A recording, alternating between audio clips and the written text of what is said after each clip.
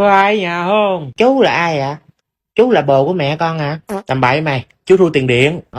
Chú đợi chút xíu nha. Con vô nói mẹ con cái, mẹ người ta thu tiền điện kìa. Tiền điện gì mà thu hoài vậy trời, mới đóng đây giờ thu nữa. Ra nói thì tao không có đóng gì hết trơn á. Mẹ con nói tiền điện mới thu đây thu gì nữa, mẹ con không đóng gì hết trơn á, chú đi về đi. Trời ơi, thu hồi tháng trước chứ thu hồi nào mà nói mới đóng. Mẹ ơi, chú thu tiền điện nói mẹ đóng hồi tháng trước chứ đóng hồi nào mà mẹ nói mới đóng đây. Mày ra mày nói ổng tao hết tiền rồi, không có đóng gì hết trơn á, tiền đâu đóng hoài. Mẹ con không đóng tiền đâu. Nhà này hết tiền rồi. Không được con, nhà này bị trễ tiền điện lâu lắm rồi, là bây giờ không đóng là bữa nay là người cắt điện nguyên cái nhà này luôn á. Thôi mệt quá, người lớn tự vô nhà nói chuyện nhau đi, nít nôi kêu vô nói hoài hồi ba mai món lợi luôn giờ. Chị ơi, tiền điện nhà mình tháng này là 813.500. Tiền đâu đóng? Ủa nhưng mà xài điện thì phải đóng tiền chứ chị.